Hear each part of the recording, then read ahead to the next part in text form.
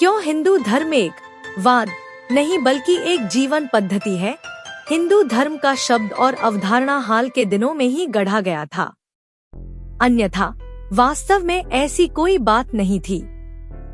हिंदू शब्द मूलतः सिंधु शब्द से आया है। जो कोई भी सिंधु भूमि में पैदा हुआ है वह हिंदू है। यह एक सांस्कृतिक और भौगोलिक पहचान है। यह कहने जैसा है कि मैं एक भारतीय हूँ, लेकिन यह भारतीय होने से भी अधिक प्राचीन पहचान है। भारतीय केवल 70 साल पुराना है, लेकिन यह एक ऐसी पहचान है जिसके साथ हम हमेशा रहते आए हैं। हिंदू होने का मतलब किसी विशेष विश्वास प्रणाली का होना नहीं है। मूल रूप से पूरी संस्कृति किसी की पूरी क्षमता को साकार करने की ओर उन्मुख थी। इस संस्कृति में आपने जो कुछ भी किया वह हिंदू था। ऐसा कोई विशेष भगवान या विचारधारा नहीं है जिसे आप हिंदू जीवन शैली कह सकें। आप हिंदू हो सकते हैं भले ही आप किसी पुरुष देवता की पूजा करते हो या महिला देवता की, चाहे आप गाय की पूजा करते हो या किसी पेड़ की। यदि आप किसी भी चीज की पूजा नहीं करते हैं तब भी आप हिंदू हो सकते हैं। हाल ही में और बाहरी प्रभावों के कारण इस भौगोलिक और सांस्कृतिक पहचान ने खुद को हिंदू धर्म नामक धार्मिक पहचान में बदलने का प्रयास किया है। हिंदू कभी भी एक इस्म नहीं था और इसे एक धर्म के रूप में संगठित करने का प्रयास अभी भी सफल नहीं हुआ है, क्योंकि हिंदू जीवन शैली, जिसे सनातन धर्म या सार्वभौमिक कानून के रूप में जाना जाता है, प्रकृति में सर्वसमावेशी है और कुछ भी बाहर नहीं करती है। हिंदू जीवन पद्धति एक संगठित विश्वास प्रणाली नहीं बल्कि मोक्ष का विज्ञान है। मोक्ष का विज्ञान दुनिया में संघर्षों को हमेशा अच्छे बनाम बुरे के रूप में पेश किया गया है, लेकिन वास्तव में संघर्ष हमेशा एक आदमी के विश्वास बनाम दूसरे आदमी के विश्वास का होता है। अतीत में लोगों के लिए धर्म अब की तुलना में कहीं अधिक महत्वपूर्ण था, लेकिन फिर भी इस संस्कृति में कोई धार्मिक राज्य नहीं थे। शासक का अपना धर्म था और प्रजा को अपने धर्म का पालन करने की स्वतंत्रता थी। कोई संघर्ष नहीं हुआ क्योंकि लोग धर्म को एक संगठित प्रक्रिया के रूप में नहीं देखते थे। दुनिया में हर जगह जब भी किसी ने उस समय के मौजूदा संगठित धर्म के अलावा कुछ भी कहा तो लोगों ने सबसे पहली बात यही कही, मार डालो। यूरोप में हजारों महिलाओं को केवल इसलिए जला दिया गया क्योंकि उनमें अन्य प्रकार की संभावनाएं और क्षमताएं दिखाई देती थी जिन्हें लोग तार्किक रूप से नहीं समझते थे, इसलिए उन्हें डायन बताकर जला दिया गया। उत्पीड़न हमेशा से ही बात रही है। कुछ प्रसिद्ध लोग जिनके बारे में आप जानते हैं कि जिन पर अत्याचार किया गया था वे थे यीशु, मंसूर और सुकरात। उन्हें केवल इसलिए सताया गया क्योंकि उन्होंने अन्य प्रकार की क्षमताएं दिखाईं जिन्हें सामान्य नहीं माना जाता था। इसलिए पश्चिम में जहां भी आध्यात्मिकता हुई वह हमेशा गुप्त रूप से हुई। यह सदैव व्यक्तिगत या छोटे समूहों में था, समाज के रूप में कभी नहीं। लेकिन इस संस्कृति में आध्यात्मिक लोगों के लिए उत्पीड़न नाम की कोई चीज कभी नहीं रही। ज्यादा से ज्यादा उन्होंने आपको बहस के लिए बुलाया और आपसे सवाल पूछे। चूंकि खोज सत्य है, इसलिए लोग बैठ गए और तर्क करने लगे कि क्या वे जो जानते थे वह सत्य था या जो दूसरा व्यक्ति जानता था वह सत्य था। यदि उसका सत्य आपसे अधिक शक्तिशाली था तो आप उसका हिस्सा बन जाते हैं। यदि आपका सत्य उनसे अधिक शक्तिशाली होता तो वे आपका हिस्सा बन जाते। यह बहुत अलग तरह की खोज है। लोग जानने के लिए सर्च कर रहे थे, वे सिर्फ विश्वास नहीं कर रहे थे और यह साबित करने की कोशिश कर रहे थे कि उनका विश्वास सही था। बाकी सभी जगह लोग मानते हैं कि भगवान ने हमें बनाया है। यहाँ हम जानते हैं कि हमने भगवान को बनाया है, इसलिए हम जिस भी प्रकार के भगवान से संबंधित हो सकते हैं उसे बनाने की पूरी आजादी लेते हैं। हिंदू जीवन शैली में कोई विश्वास प्रणाली नहीं है। कोई व्यक्ति ईश्वर में विश्वास करता है, कोई अन्य व्यक्ति ईश्वर में विश्वास न करने का विकल्प चुन सकता है। हर किसी की अपनी अपनी पूजा पद्धति और मोक्ष का मार्ग हो सकता है। यदि आपके परिवार में 5 लोग हैं, तो हर कोई अपनी पसंद के भगवान की पूजा कर सकता है या किसी भी चीज की पूजा नहीं कर सकता है और फिर भी एक अच्छा हिंदू बन सकता है। तो आप हिंदू हैं, चाहे आप कुछ भी माने या न माने। साथ ही इन सबके बीच एक कॉमन लाइन चलती थी। इस संस्कृति में मानव जीवन का एकमात्र लक्ष्य मुक्ति या मुक्ति है। जीवन की मूल प्रक्रिया से मुक्ति, हर उस चीज से जिसे आप सीमाओं के रूप में जानते हैं और उससे परे जाना। ईश्वर को अंतिम चीज के रूप में नहीं देखा जाता, ईश्वर को एक सीढ़ी के रूप में देखा जाता है। यह एक ईश्वर विहीन लेकिन इस अर्थ में एक भक्त राष्ट्र है कि ईश्वर का कोई ठोस विचार नहीं है। जब मैं गॉडलेस कहता हूँ, तो हमें यह समझने की जरूरत है कि यह एकमात्र संस्कृति है जिसने इंसानों को न केवल भगवान का चुनाव करने की आजादी दी है, बल्कि उस तरह का भगवान बनाने की भी आजादी दी है जिससे आप खुद को जोड़ सकें।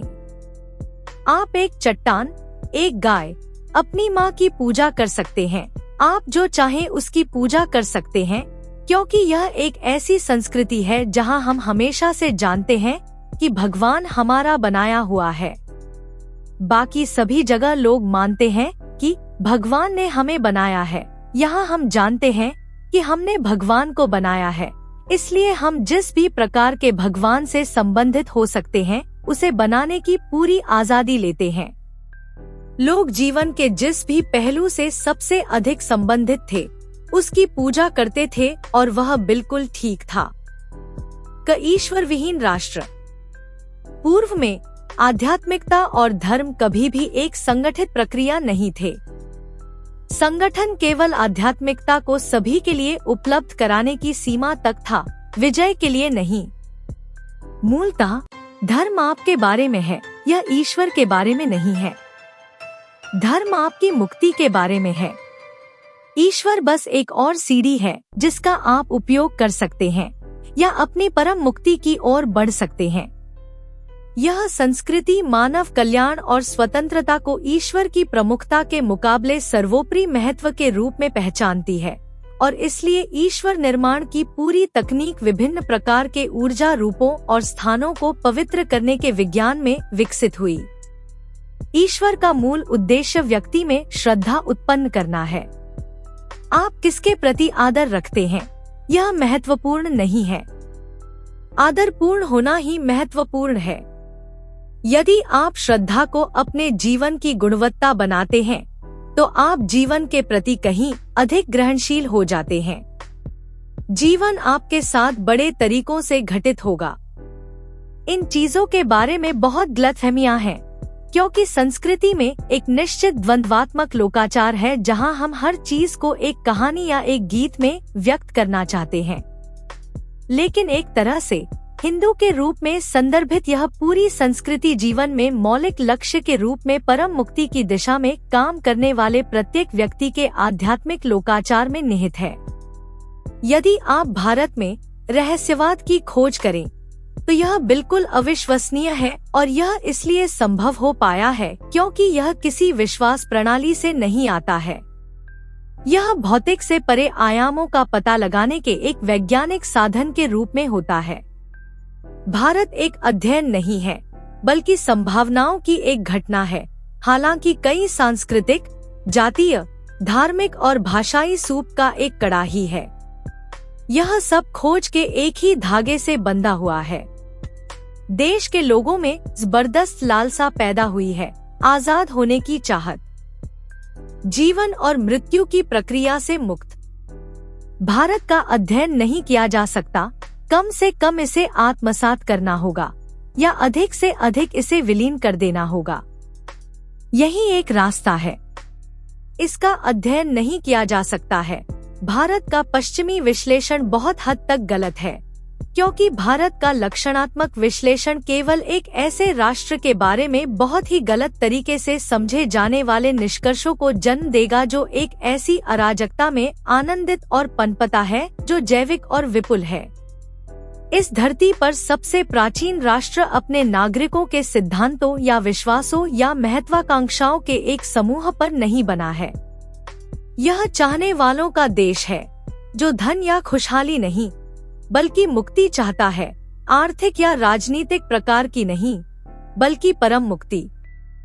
जब आदियोगी से पूछा गया कि आत्मज्ञान के कितने रास्ते हैं, तो उन्होंने कहा कि केवल 112 यदि आप अपने भौतिक तंत्र के दायरे में हैं, लेकिन यदि आप भौतिक से परे हैं, तो ब्रह्मांड में प्रत्येक परमाणु एक द्वार है। भारत, जैसा कि यह राष्ट्र कई सहस्राब्दियों से जाना जाता है, इस विभिन्न प्रकार की आध्यात्मिक संभावनाओं का एक जटिल मिश्रण है। यदि आप महाकुंभ में गए हों, तो इसका काफी प्रदर्शन हुआ होगा। सबसे अच्छी प्रशंसा किसी और से नहीं बल्कि मार्क ट्वेन से मिली। उनकी भारत यात्रा के बाद उन्होंने कहा, जहां तक मैं आंकने में सक्षम हूं, भारत को सबसे असाधारण देश बनाने के लिए न तो मनुष्य ने और न ही प्रकृति ने कुछ भी अधूरा नहीं छोड़ा है। सूर्य अपनी परिक्रमा करता है। ऐसा लगता है कि कुछ भी भुलाया नहीं गया है, कुछ भी अनदेखा नहीं किया गया है। भरत, किसी को यह नहीं भूलना चाहिए कि खोजने का आधार यह है कि उसे यह एहसास हो कि वह नहीं जानता है। कोई अपने अस्तित्व की प्रकृति को नहीं जानता। सांस्कृतिक रूप से सुविधाजनक विश्वास के लिए समझौता करने के बजाय पूरी आबादी को अपने बारे में सच्चाई की तलाश करने का साहस और प्रतिबद्धता रखनी होगी। यह इस राष्ट्र का आधार है जिसे भारत कहा जाता है। भा का अर्थ है संवेदना, जो सभी अनुभव और अभिव्यक्ति का आधार है। रा का अर्थ है राग, जीवन की धुन और बनावट। ता का अर्थ है ताल, जीवन की लय, जिसमें मानव प्रणाली और प्रकृति दोनों की लय शामिल है। भारत के मौलिक लोकाचार, ज्ञान की विरासत और जीवन की बेलगाम खोज को संरक्षित और पोषित करना समग्र रूप से मानवता के लिए एक सच्चा उपहार है। एक पीढ़ी के रूप में यह एक महत्वपूर्ण जिम्मेदारी है जिसे हमें पूरा करना चाहिए। इस भूमि के संतों ने जिन असीमित संभावनाओं को खोजा और प्रतिपादित किया, उन्हें धार्मिक कट्टरता और निरर्थक सरल हठधर्मिता में नष्ट न होने दें।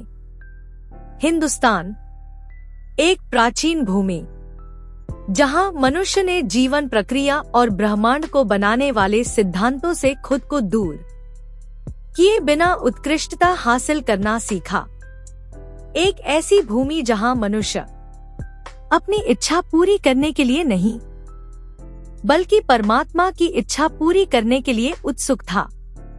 उन्होंने खुद को बुद्धिमत्ता और भावना के उल्लास में विकसित करने के लिए ज्ञान और सीखने में वृद्धि की, शारीरिक और दिव्यता को स्थापित किया, सृष्टि के अंदरूनी हिस्सों में गहराई से उतर गए, आदिम को समझ लिया, ध्वनि और संगीत के गणित और इसकी सभी अभिव्यक्तियों में महारत हासिल कर ली। सबसे बढ़कर आजादी के दरवाजे मिले। अंतिम आजादी का आश्वासन मिला। एक सहजता और सुंदरता आई जहां जीवन बोझ नहीं बल्कि एक इनाम था। दीप्तिमान और सौम्य प्राणियों का प्रचुर मात्रा में उत्पादन हुआ। मर्दाना और स्त्रैण ने अपनी पूर्णता पाई और परे चले गए। पार से क्रूर ताकतों के लिए एक आदर्श शिकार।